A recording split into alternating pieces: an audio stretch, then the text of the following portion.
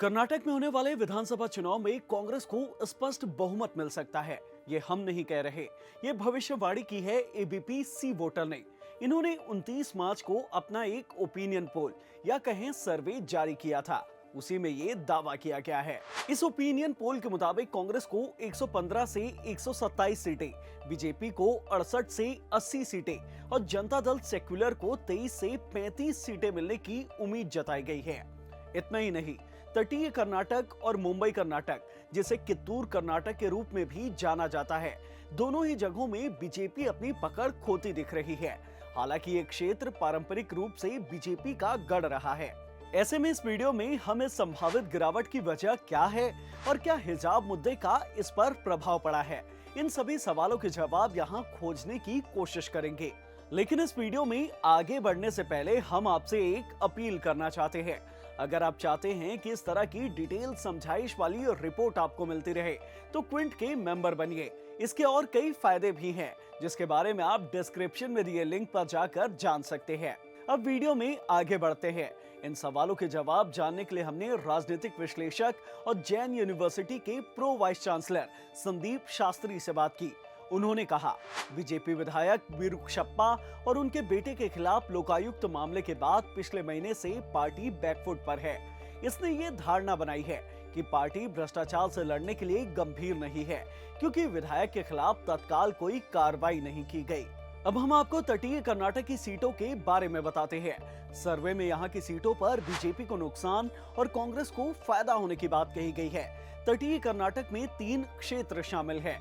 पहला क्षेत्र है उत्तर कन्नड़, उडुपी और दक्षिणी कन्नड़। यहाँ साल 2018 के चुनाव में बीजेपी को 21 में से 18 सीटों पर जीत मिली थी और इस पूरे इलाके को बीजेपी ने अपना गढ़ बना लिया था।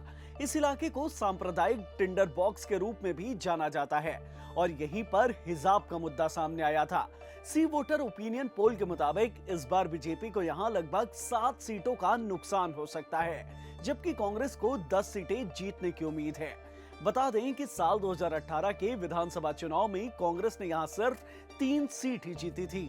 इसे लेकर द क्विंट से बात करते हुए संदीप शास्त्री 3 फैक्टर के कॉम्बिनेशन की ओर इशारा करते हैं। इसमें पहला फैक्टर है सांप्रदायिक ध्रुवीकरण का प्रयास। संदीप शास्त्री बताते हैं कि सांप्रदायिक ध्रुवीकरण का प्रयास किया गया है, लेकिन तटीय कर्नाटक में ये पहले ही चरम पर था, इसलिए इसके विस्तार की बहुत कम गुंजाइश थी और उस सिद्धांत पर वोट बटोरना बहुत सीमित लग रहा था। दूसरा फैक्टर है बीजेपी के कोर कैडरों का मोह भंग होना। संदीप शास्त्री बताते हैं कि बीजेपी के कोर कैडरों में भी मोह भंग होना एक बड़ा फैक्टर हो सकता है, खासकर वे जो बीजेपी का समर्थन करते हैं, जैसे आरएसएस, बजरंग दल की तरह कई और संगठन।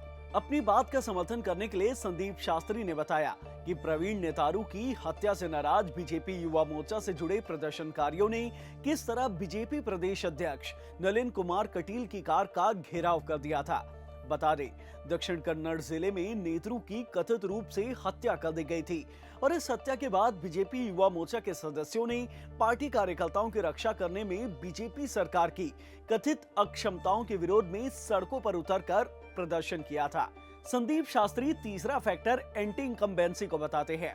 वे कहते हैं कि यह संभव है कि एंटी इनकम्बेंसी भी एक फैक्टर बने। अधिकांश विधायक कई कार्यकाल से विधायक हैं। अब आपको तटीय कर्नाटक के दूसरे क्षेत्र मुंबई कर्नाटक के बारे में बताते हैं। इस क्षेत्र में बेलगाम, धारवाड़, विजयपुरा, बागलकोट, गडग और हावेरी शामिल है। यहाँ लिंगायत मतदाताओं की अहम संख्या और 50 विधानसभा सीटों के साथ कित्तूर कर्नाटक भी बीजेपी के लिए एक महत्वपूर्ण क्षेत्र है। साल 2018 में बीजेपी यहाँ 30 सीटें जीती थी, जबकि कांग्रेस ने 17 सीटें, जनता दल सेक्युलर या जेडीएस ने 2 सीटें जीती थी। हालांकि एबीपी सी वोटर पोल के मुताबिक यहाँ बीजेपी के वोट शेयर में केवल 1.5% की कमी होने की उम्मीद है, लेकिन पार्टी को 7 सीटों का नुकसान होने की उम्मीद है।